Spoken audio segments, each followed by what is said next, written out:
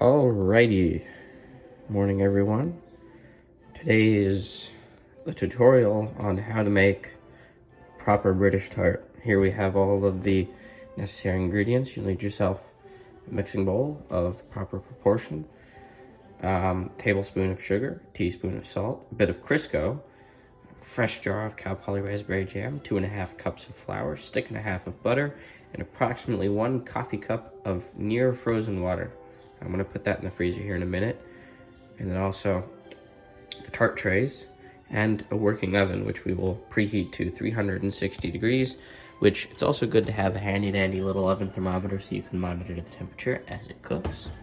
So yeah, I'm going to get everything all set up and we're going to get to the making process. Alrighty, so we have the oven preheating at 360 degrees.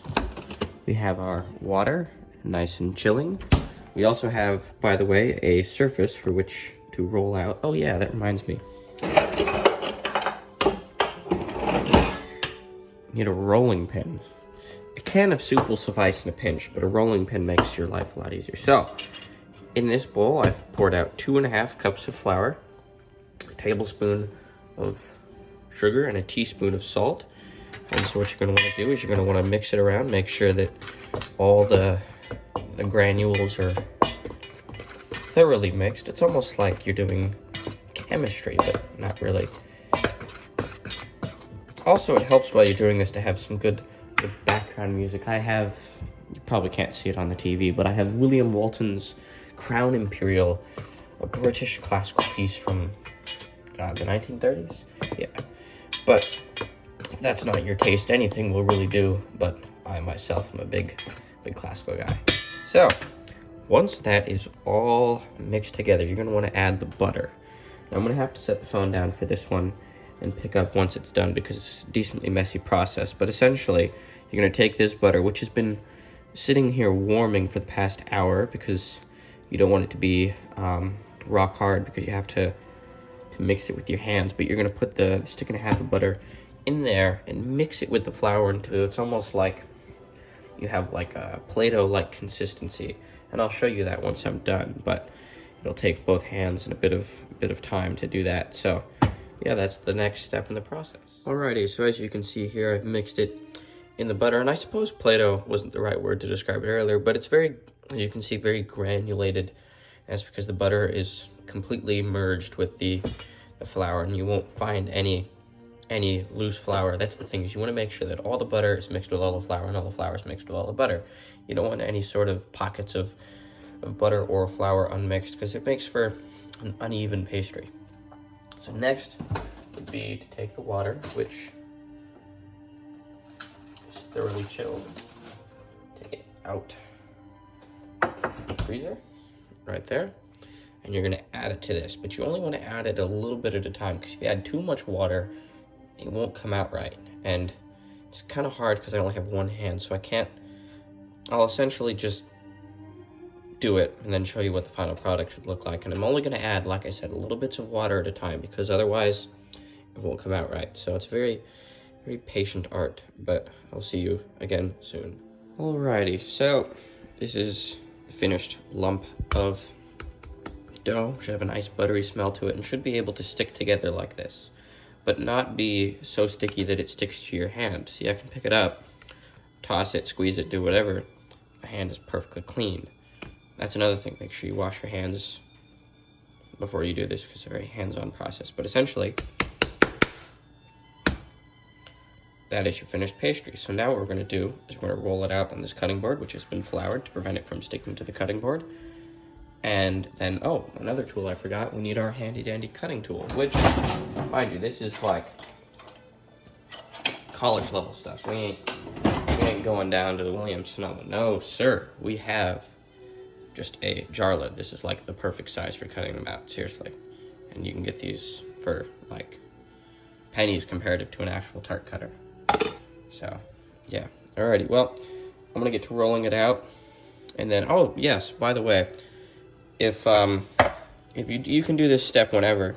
So the Crisco is just to oil up the pan so the tarts don't stick to it while you're cooking it. So you can do that first. You can do that right before you stick it in the oven. Just do it before you put the tarts in the pan. It's kind of the general consensus on that. So, yeah. Alrighty. Well, I'm gonna roll this out, and I can show you the cutting process, and then the jam process is also very specific as well. This is, yes. Alrighty. Well, alrighty. Now that it's all rolled out flat, you can start cutting up tarts. Generally speaking, depending on how thin you roll it, and I generally tend to roll it a bit thinner because, well, I just don't want to spend a ton of money on supplies every single week. So you're going to cut them out into little circles like this, and then you'll lay them in the pan, but I haven't Criscoed my pans yet. So actually, you know what? I'm going to do that right now. Crisco the pans, so I can just lay these in there so I don't have to leave them stacking. Alrighty, alrighty, we're back. Pans are freshly oiled. Just typically you get a paper towel, dollop a little bit, and then just rub it in each of the little divots, which is what I've just done. It's kind of self-explanatory. But yeah, so you're going to want to, carefully cut out the tarts and make them as close as possible, so that way you don't end up with a ton of leftover pastry. So you're going to cut,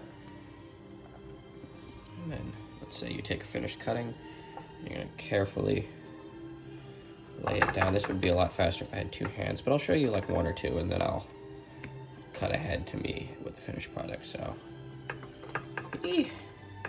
make sure they're centered. You don't want to have them all lopsided. So yeah, you just kind of do that, and I'm going to fill in these trays real quick with all this and put the jam in. So yeah. Alrighty, as you can see, I've cut and inserted all my tarts into the tray. Still have a bit of pastry left over, so I'm going to do a second batch, but I'm not going to film that because, well, once you know how to do one batch, you can do many. So next you're going to do is you're going to get yourself a tablespoon and a nice fresh jar of Cal Poly jam. You're going to just scoop out, let's see here, about that much. This is crucial because if you put too much jam into a tart, what'll happen is as it's cooking, jam expands, stuff expands when it heats up.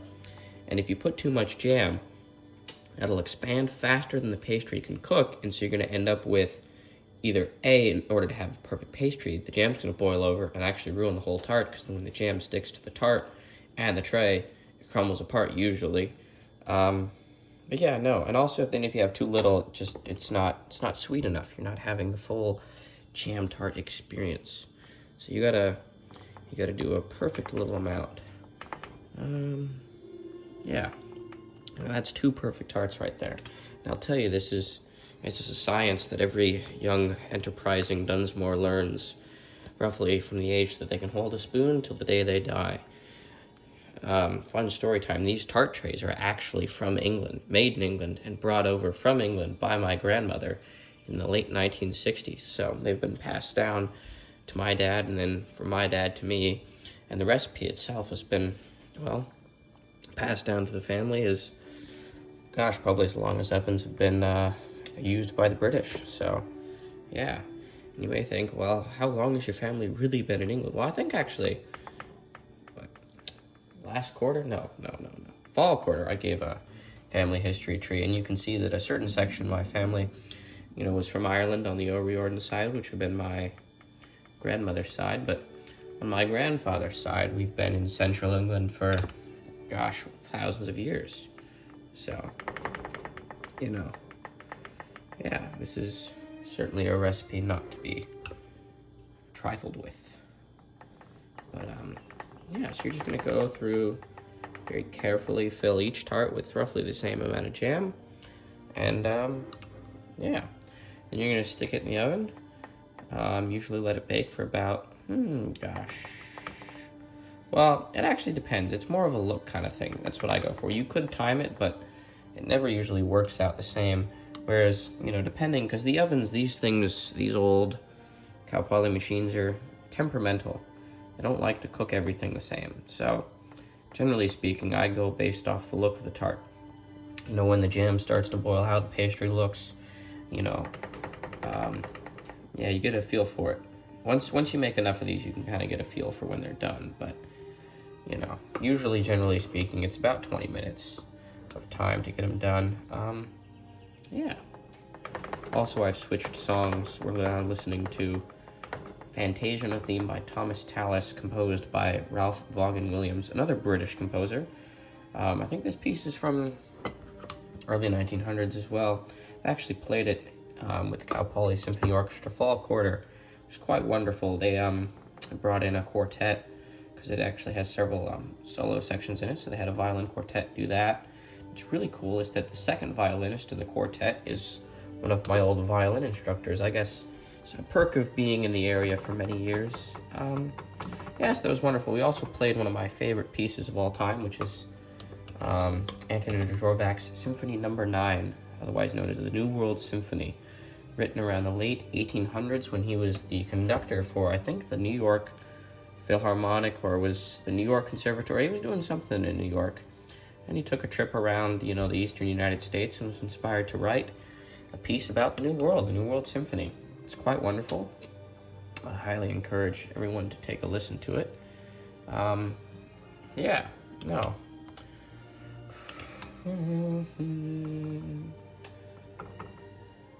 Good thing about tart making is it teaches you patience, and it teaches you practice, because it takes a certain kind of discipline to get up every morning, not every morning, once a week, every Sunday morning, sit here, go through the process of making a finely tuned batch of tarts. It's good, I suppose. Helps keep the mind centered, the body clean, the belly full. Yeah. And about the supplies, you can find just about everything here at Cal Poly. Get the flour from PCV Market. Crisco, I'm pretty sure, is at PCV Market. Salt and sugar as well. Jam from the Cal PCV Market. I usually get the butter from the campus market. Yeah.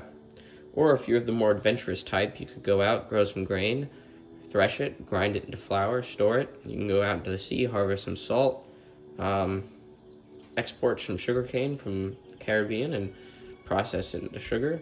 Make your own jam, collect the raspberries, but I feel like that might take a bit too much time with what we're given in life, so the grocery store usually suffices. Anyways, I'm going to stick these in the oven, and you'll see the final result. Now, what you've all been waiting for, the finished product.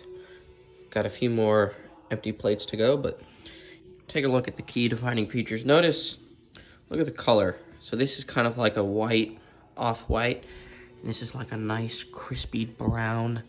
The jam, look at that. Notice, like I was saying, the jam perfectly fills in the tart, even though initially it doesn't look like it. It expands, and fills in the tart just perfectly. Transferring to the plate, and you gotta let them cool, because you realize the jam is like 300 degrees. You will burn your tongue, and I'm telling you that from experience. So, yeah.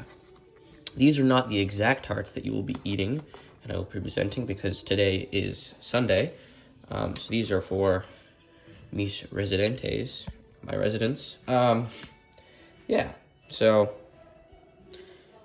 yep, yeah, I hope you guys enjoy, hopefully learn something out of this, and, yeah, and if you ever want recommendations for, classical music and things like that. Also, you're wondering, what should you do during the 20 minutes that they're waiting?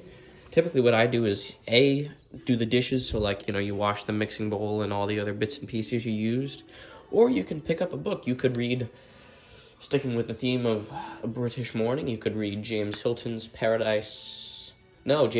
Lost Horizon, James Milton's Paradise Lost, Wilfred Thesiger's Arabian Sands, Lawrence of Arabia's The Seven Pillars. So many books. I mean, scratching the surface of, you could read Aldous Huxley, Charles Dickens, Jane Austen, any number of really good British authors. Or you could just sit and contemplate the thoughts of life. There's a lot you can do in 20 minutes, but if you spend too much time thinking about what to do in those 20 minutes, you ain't gonna have much time at all. So, anyways, happy baking, and hopefully you all like them. Bon voyage.